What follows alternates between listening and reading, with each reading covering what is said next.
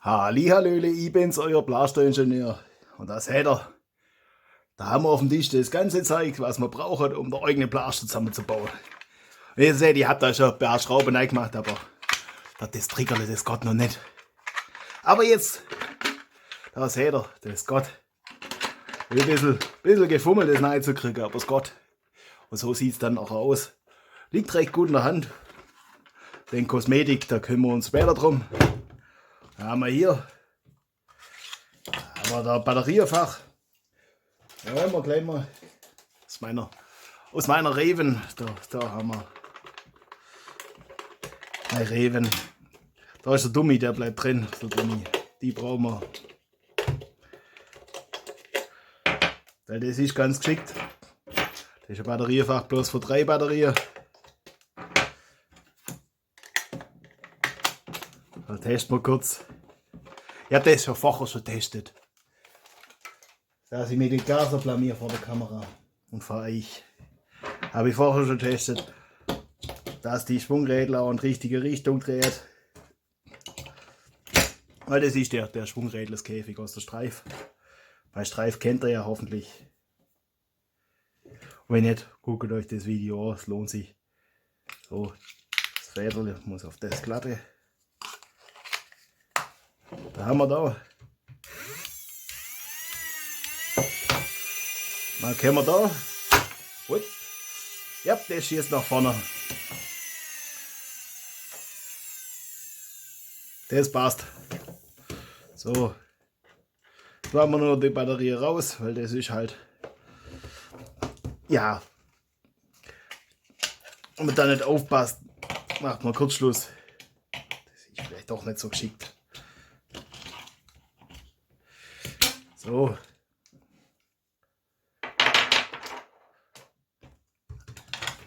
Rot ist rot und gelb ist schwarz. Dann haben wir da die ganze Schraube und Kabel und Zeugs. Weiß ich nicht, ob man da bloß einen Stecker nachmachen oder ob man das da eigentlich reichen, weil Verlängerungskabel brauche ich jetzt nicht unbedingt. Das kann man so machen, dass das dann zur Not. Aber einfach mal, löten wir mal bloß einen Stecker. Können wir das zweite gleich wegpacken. Da haben wir einen Haufen Schreibler. Die gehören da. Das da noch, das brauchen wir gerade nicht. Die gehören da. Da rein. So.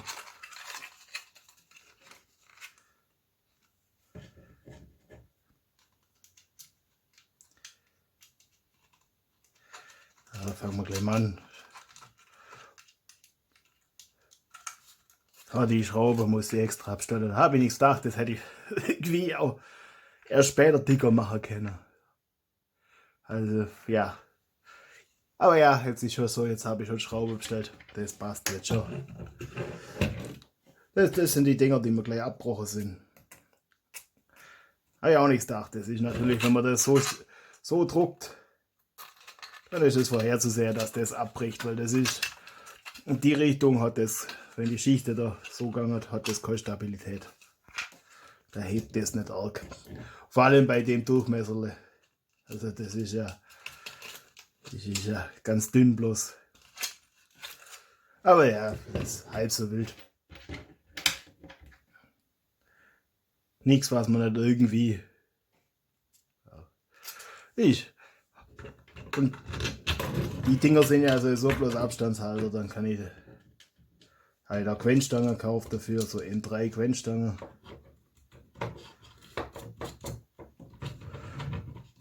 Da gehört jetzt, eigentlich geschickterweise gehört da irgendwo so Kosmetik draufgeklebt, dass das die Quenchstange sauber festhält.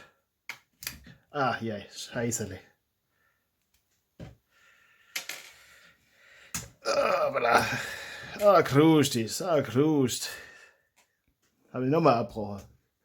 Oh, das ist okay, das hat jetzt, genau. Jetzt hat seine Funktion erfüllt. Das war's schon. Mehr braucht es gar nicht machen. Da ein bisschen heben. Ein bisschen von Abstand sorgen. Und eigentlich können wir das beim nächsten Druck auch einfach sparen.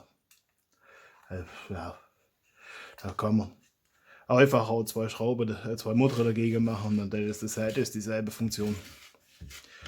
Und das ist das schauen wir uns jetzt an.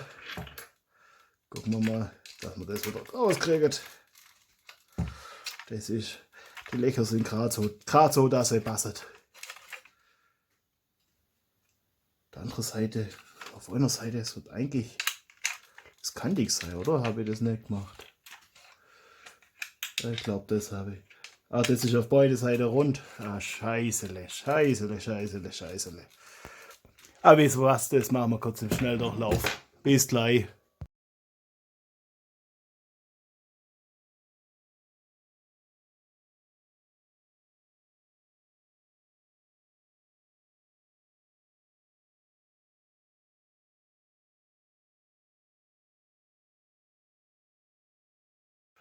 So, jetzt ist es offen. Und jetzt seht ihr, warum das Triggerle noch nicht geht. Also das da nicht, das ist clever, weil das, den Druck, ich weiß auch nicht, was da bin ich mit dem Slicer. Also mit der digitalen Brotschneidmaschine bin ich noch nicht ganz warm geworden. Das heißt, das da noch, das hat fast keine Verbindung gehabt. Jetzt ist das aber ganz okay, weil das hebt noch so da drin. Also das kann man auch einfach sparen. Das lassen wir im nächsten Modell da einfach raus. Einfach weg damit. Das ist dann, muss ich überlegen, das Loch ist das, wo das nachher da, das Schiebel reinkommt. So, haben wir das auch gleich mal definiert. Und dann müssen die eigentlich die Schraube von der anderen Seite rein. Ja, ihr seht jetzt, das Teil habe ich ein bisschen vorbereitet, weil das ist, glaube also die ganze Schraublöcher ein bisschen feiner, also ein bisschen weiter gemacht, weil ja, das ist im Druck nicht ganz so sauber rausgekommen. Und ich bin da halt ja mehr vom Prototypenbau momentan zuständig. Also Serieproduktion kann ich noch nicht. Da drehen wir das gleich mal rein. Jetzt hoffe ich, dass das Hebel, das müsste genug Luft haben eigentlich. Oder Vorteil ist, die Schraube hält von der Läufe fest. Ja, das hat genug Luft wenigstens. Und jetzt haben wir da das Federle. Das machen wir dann so. Das kommt dann da drum. Und jetzt heb, so lange bis ich das Schreible drauf habe. Dann haben wir da die M3-Schraube.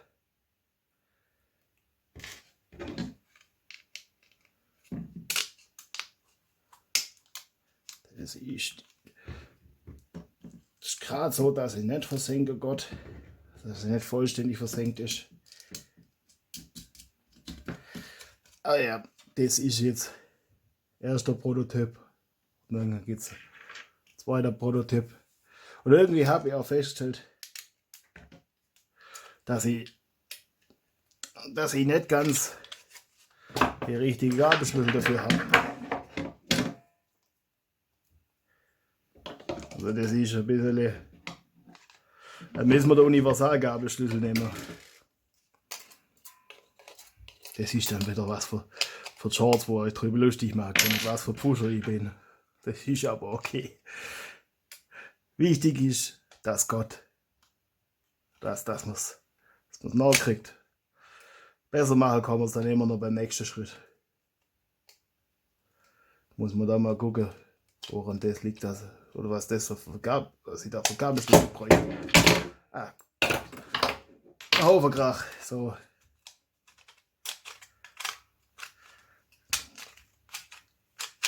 Boah, das Federle hat er gewalt. Hoppala. Ja, da muss das Deckerle drauf. Das ist okay. Das Federle hat fast viel Gewalt. Das kann sein, dass ich das da beim nächsten Mal einfach ein bisschen weiter nachrücke. Aber ich würde sagen, jetzt machen wir voll fertig. Also was muss ich machen? Den Käbel nachlöten. Das Löteisen ist schon warm. Dann gut gleich erstmal Käbel abisolieren, dann Stecker nachlöten und Deckerle drauf, ein bisschen Schmutz rein. Ich würde jetzt sagen, das machen wir schnell im Schnelldurchlauf. Bis gleich dann.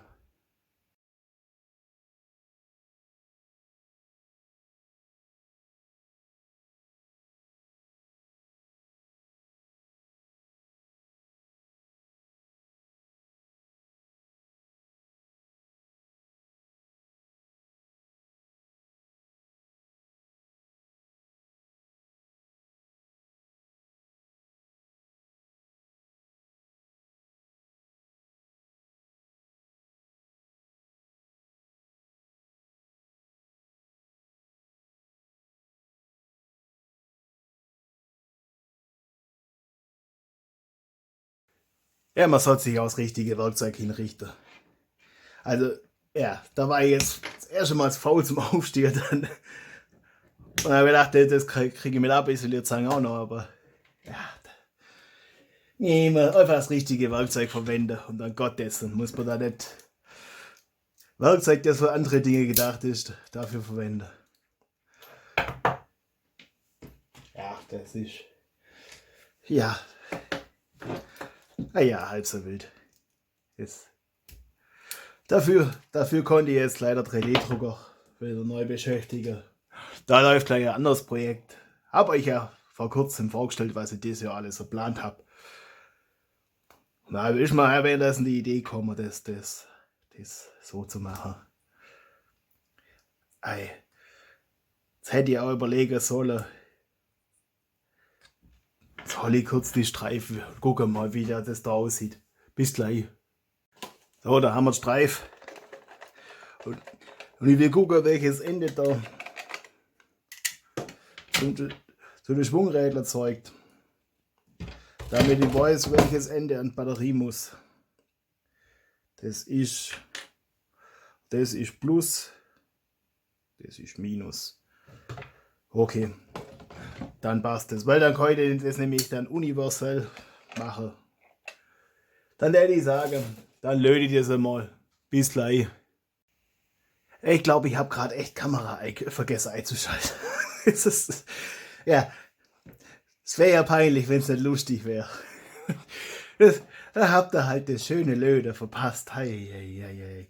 Dann machen wir dafür jetzt die letzte Lötstelle mit Kommentare, damit ihr da ein bisschen Ausgleich habt. Es wird jetzt halt so, wie man da neudeutsch sagt, so Jump Cut. Es ist halt, ein Vollprofi bin ich halt noch nicht. Aber ihr arbeitet auch dran, dass es nicht so wird. Das wäre ja langweilig. Wenn ich auch so Showsport vorspielen tät, wieder so dort tät, als ich volle Ahnung hätte. Dann müsste der Ingenieur vielleicht auch mal richtig schreiben. Nee, das fangen wir nicht an. Das ist ja dann für euch nicht unterhaltsam, für mich nicht unterhaltsam. Dann macht es euch keinen Spaß, dann macht es mir keinen Spaß, dann können wir es auch gleich sein lassen. Da bleibt man lieber bei dem, wie man es gerade macht. Und dann passieren halt immer Fehler. Deswegen fange ich da jetzt nicht von vorne an. Das will ich nämlich auch nicht. Dafür habe ich auch das Material nicht.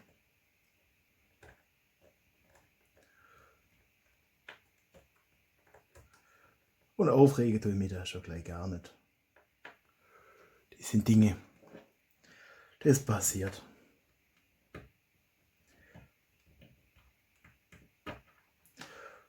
Ja. Könnte hässlicher sein. Bin kein Elektriker, ich muss das nicht perfekt können. Bin Ingenieur, das reicht, wenn ich so hemdsärmlich kann. Und ich glaube, das ist sowieso ein bisschen. Also, das ist, wenn man da das Käbel und da das Kabel hat. Also, ja, das ist ein bisschen viel. So, lala. Jetzt war rot. Rot war rot. Und gelb war schwarz. Ich muss rot nach vorne, deswegen habe ich das Kabel auch ein bisschen länger gemacht.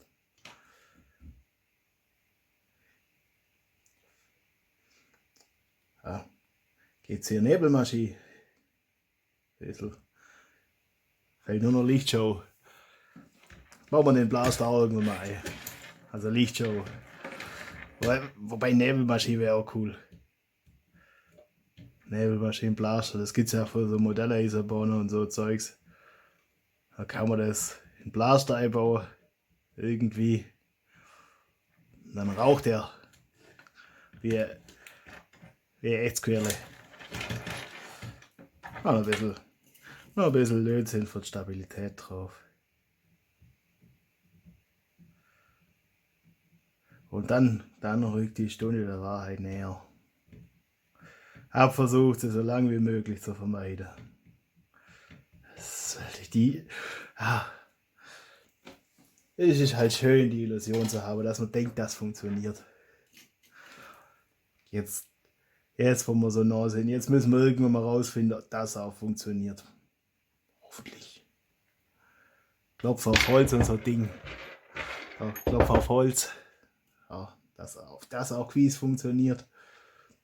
Aber ihr wisst ja, ihr müsst den Moment genießen zwischen, ihr denkt, dass es funktioniert und ihr findet das erste Mal raus, dass halt doch nicht so ganz so Gott, wie ihr es vorgestellt habt. Den Moment, den muss man genießen, solange es Gott. Aber irgendwann muss man auch mal rausfinden, warum es nicht Gott. Und es ist halt, erfahrungsgemäß ist halt immer wahrscheinlicher, dass bei der ersten paar Mal nicht Gott. Und dann irgendwann mal ein paar so. Ja, manchmal sind es Leichtsinnsfehler, manchmal grobe Fehler. Wenn man die behoben hat, das löst alles aus. Wenn man die behoben hat, dann geht's dann irgendwann mal. Sodele.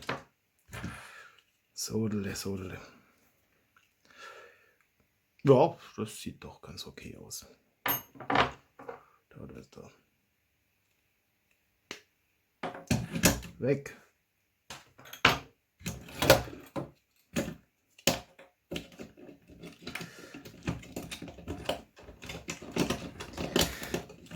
Gut, das ist jetzt halt.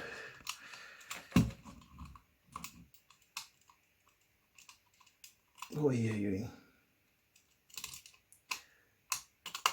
Ich glaube, das wird viel Gefluche.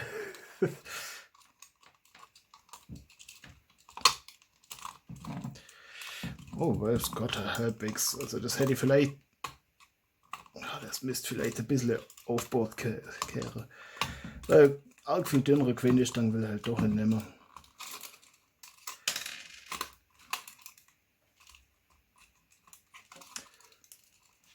Das ist jetzt halt ein Nachteil bei einer Quendestange, dass man die nicht richtig dreht. Aber wobei es Gott. Ein bisschen kräftige Finger.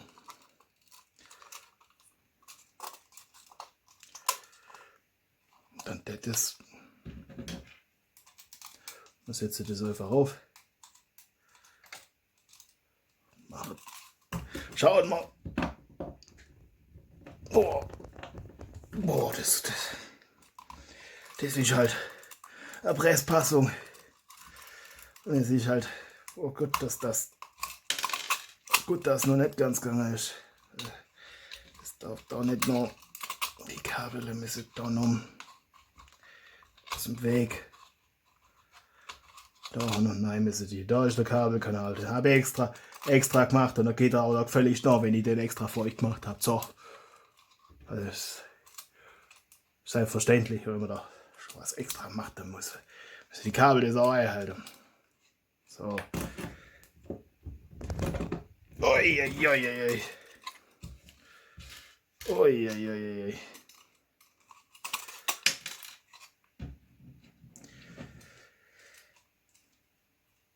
Boah.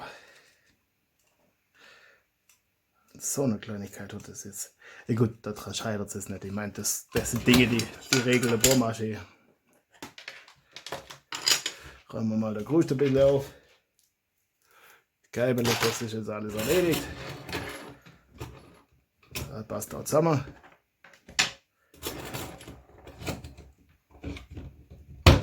So. Esel. Ja, komm schon. Gott, die Zeit, dass du die euch schraubt da.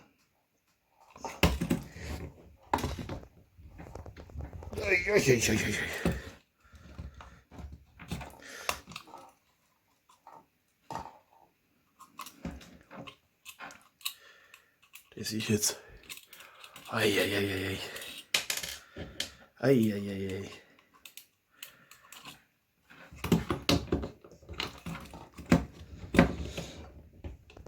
Das ist, glaube, wenn die ersten Windungen durch sind, dann ist okay. Aber bis dahin, die wirken dann ein bisschen wie ein Bohrer. Ei.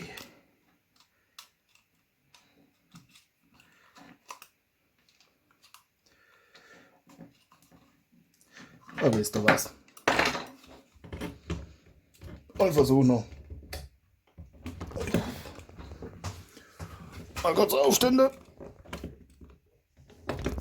Oh. Yes.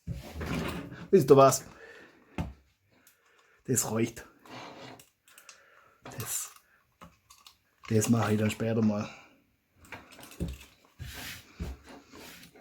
Off Kamera, wie man so schön sagt. Jetzt mit dem das mit dem verbinden. Guck mal, dass die Kabel da auch in den Kabelkanal eingehen. Oi. Dann macht man extra einen Kabelkanal und dann halten sich die Kabel nicht dran. Fällt denen ein. So. Dann muss die Schraube da rein. Haben wir sogar extra Kabelmanagement.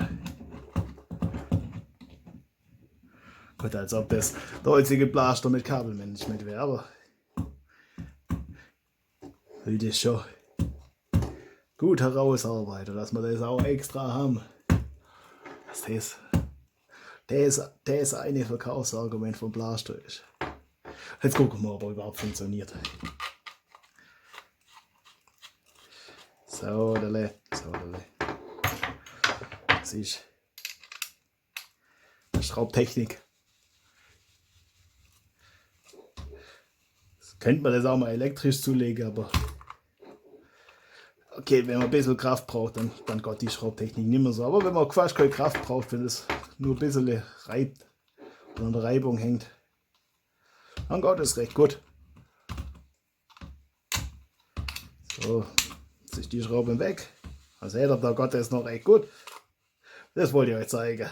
Und ein bisschen nebenher reden, dass ich da einen Shot draus machen kann.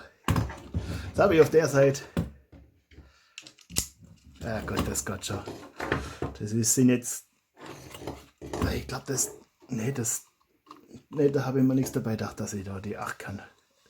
Weil beim Magazinsäters, da ist auf der einen Seite, nicht 8 Kant, 6 Kant ist. Auf der einen Seite sind die Aussparungen von Mutter. Und dann hält man halt das Ding, die Mutter gescheit fest. Das habe ich da nicht gemacht. Das habe ich da.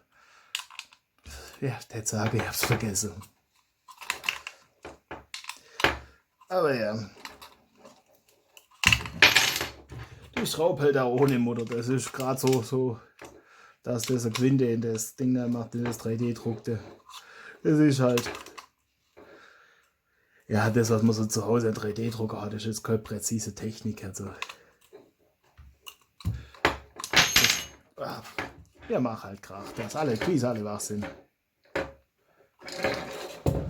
Dass ihr vor den Geräten auch nicht einschlaft.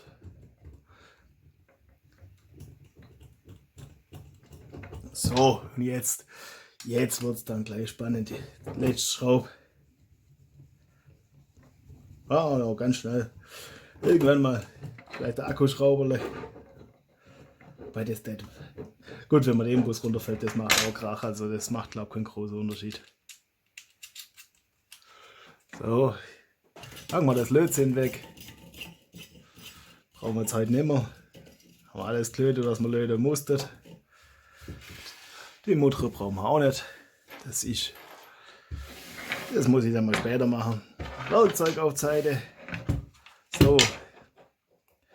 Das dürfte passen. Gut. Ja. Das mit dem Kabelkanal war wohl noch nicht ganz ausgereift. Der muss ein bisschen mehr. Ein bisschen arg viel mehr. Ja, halb so wild. Halb so wild. Das muss. Plus ist die Noppe.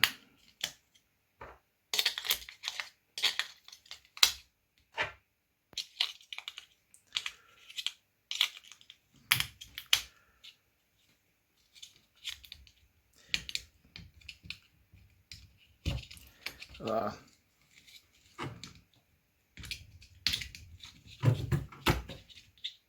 Ja, Scheiß. Nicht hingegangen, nicht auf die letzten Meter. So, da.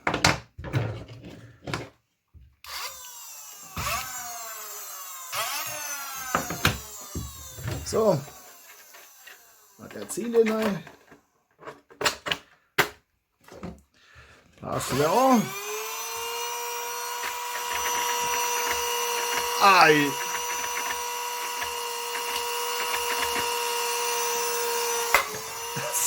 Okay. Das ist gerade so, dass nicht genug schiebt. Ach, das ist da unten abgefallen. Das darf wohl abfallen. Das heißt, ich sag's, man muss den Moment genießen, wenn man denkt, dass Gott, und dann tauchen alles 2 Probleme auf. Das heißt, testen wir das nochmal kurz.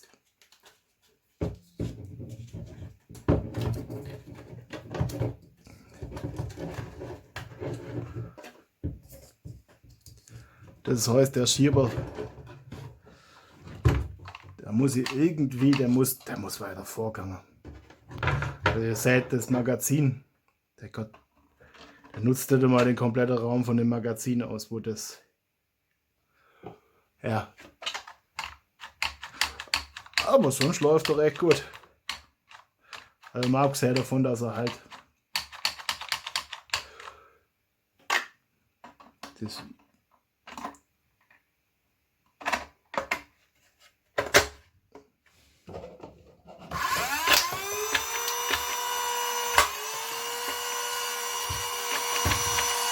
gut.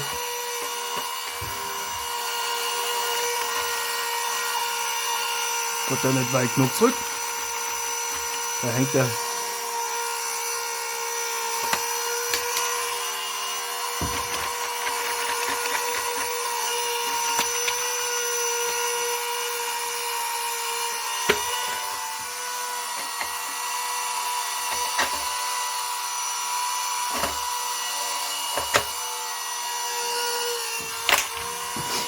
Ja, wenn man den beherzt bedient, dann geht's.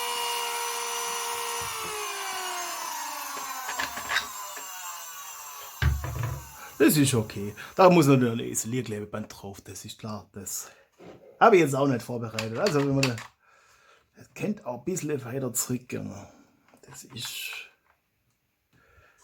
Also der könnte einfach. Ja, da muss ich gucken, ob ich das mit dem Schieber hinkriege, dass der. Das ist ja, wenn ihr das seht. Gott, ja. Weiter zurück muss er nicht. Also das ist. Das kann alles. Der kann einfach ein bisschen. Ja, einfach. Jetzt müssen wir noch einen Pfeil einladen. Mal kurz laut denken, dass ihr auch mitkriegt, wie das so läuft. Also Pfeil rein.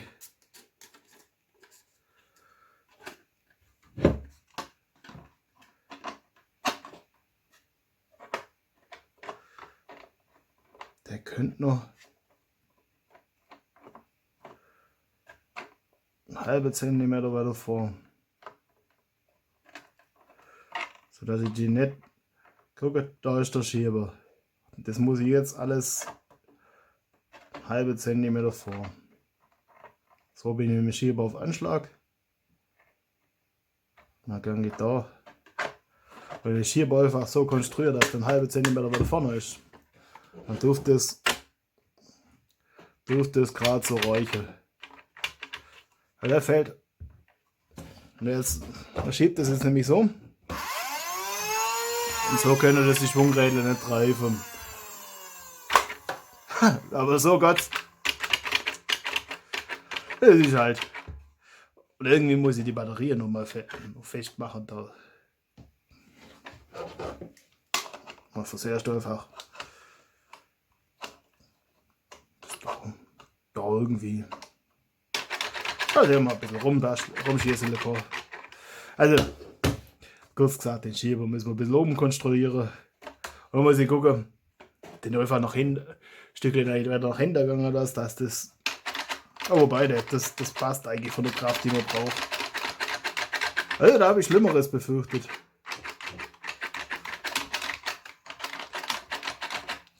Das ist jetzt der dritte Prototyp von dem Schieberle.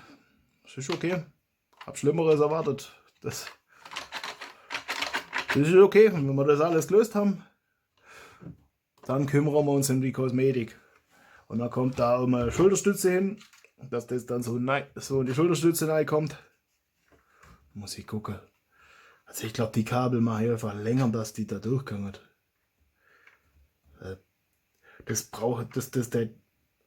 Die sind jetzt gerade einfach ein bisschen zu kurz, dass sie nicht durchgehen. Ist halt scheiße. Und wenn ich die ein bisschen länger mache, dann kann ich das Steckerding in die Schulterstütze verlegen. Weil das habe ich mir schon so gedacht, dass man das halt modular machen kann. Dann können wir da irgendwann mal was machen, wo so Knöpfe unter hat, dass man da einfach die Module höher hochdrehen lassen kann.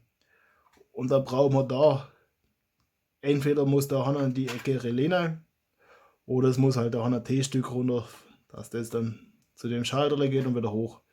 Wenn man das dann so macht, dass es dann separat ist, oder. Aber fürs Erste. Ja, ich mache das einfach alles ein bisschen. Noch ein bisschen Feintuning, aber das mache ich in den nächsten Tagen ein bisschen für mich selber. Und bin recht zufrieden, also das ist schon. Ja, komm, wenn wir schon dabei sind. Ihr seid scharf drauf, das zu sehen, ich will das sehen. Laden wir das Magazin noch mal ein bisschen besser. Das ist, also das müssen wir auch noch. Das müssen wir auch noch tunen. Das müsste dann eigentlich hier. Das kann sein, dass das auch Probleme macht. Das müsste dann hier nach vorne gehen irgendwie. Dass die Pfeile hier sauber, dass der Schieber dann nicht im Weg ist.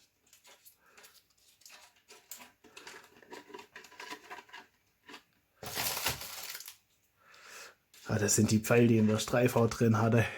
Also in meiner extrem modifizierter Streif.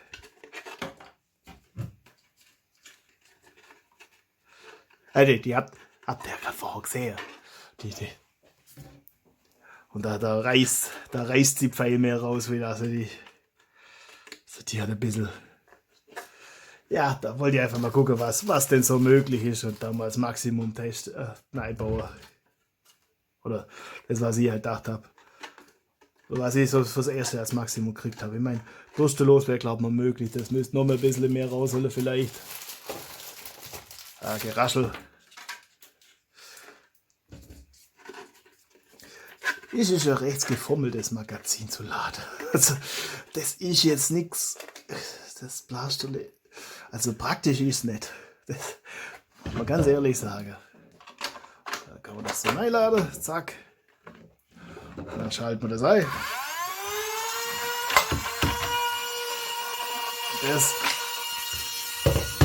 Und dann schalten wir es wieder aus. Eieiei. Das soll das nach vorne schieben und nicht zur Seite. So. Aber wenigstens durch die ganze Sichtfenster sieht man gleich, was Sache ist. So, dann Einschalter.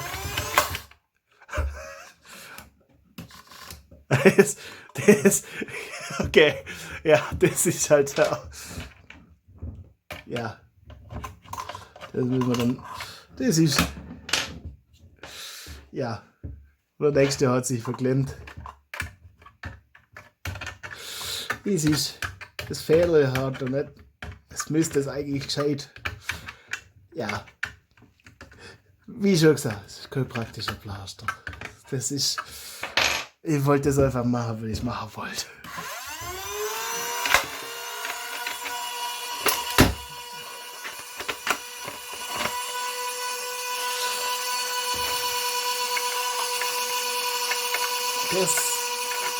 Das Schieberle darf da nicht nachlassen, das muss ich noch in den Griff kriegen. Also, Magazin hat danach besser.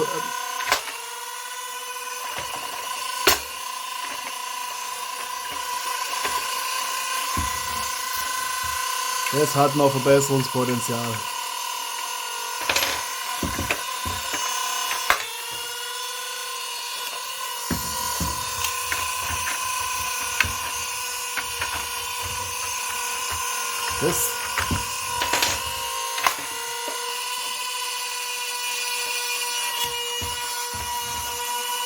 Das ist halt. Dass die Pfeile so verkantet ist halt echt blöd.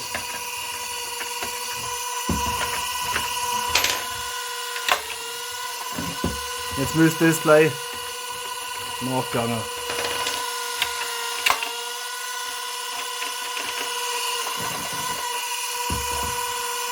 Da merkt er.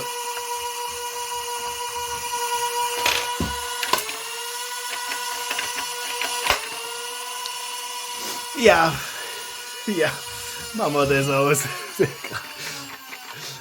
Ich merke, das ist noch ein bisschen weg, bis das dann wirklich reibungslos geht. Also das kann sein, dass wir das alles noch mal ein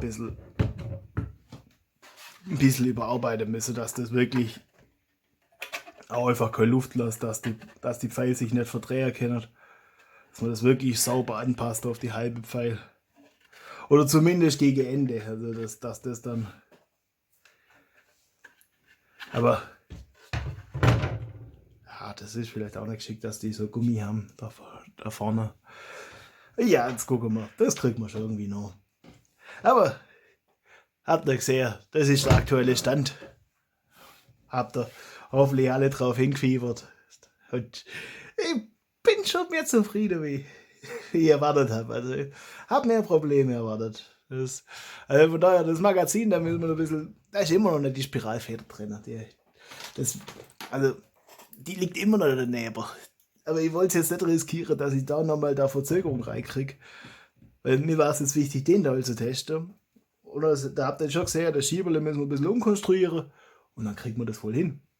Und dann ist es. Und dann mache ich da die Spiralfedern rein. Und dann kann es sein, dass ich da oben das ist schon recht gut reinpassen. Zwischen den zwei Schrauben. Und dann kann es sein, dass ich dann, wenn das klappt, dass ich dann das Magazin mal nochmal neu konstruiere, dass es auch wirklich für die Spiralfeder ausgelegt ist. Weil das sieht mittlerweile ein bisschen. Ja, man hat halt so einige Federn probiert und da mal dies und jenes und dann jeweils ein Loch rein gemacht. Und ich habe mir gedacht, wenn es denn mal einen Zustand hat, wo es wirklich zuverlässig funktioniert, dann mache ich das im Modell sauber. Weil wie schon gesagt, das Ding dauert einen Tag rauszudrucken, 8 mm. Also das ist nicht so, dass wir da mal geschwind, nur weil man irgendwie was anderes probieren will, ein neues Teil rausdruckt. Aber ja, das sind so die Probleme. Und da findet man Lösungen. Und ich wünsche euch viel Spaß beim Lösungen finden und beim Bachelor. Euer Blaster Ingenieur.